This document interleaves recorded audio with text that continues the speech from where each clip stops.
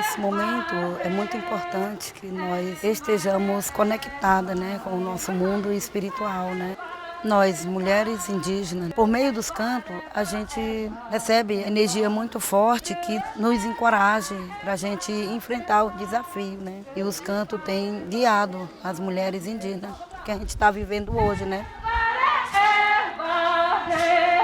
Nos inspira, os cantos cura, né?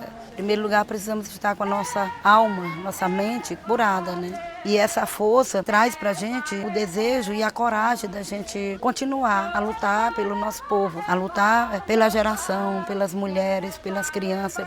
Esse é o papel nosso enquanto liderança para a gente trabalhar a autoestima das mulheres e mostrar o nosso valor, valorizar o nosso lugar, o nosso mundo, a nossa sociedade.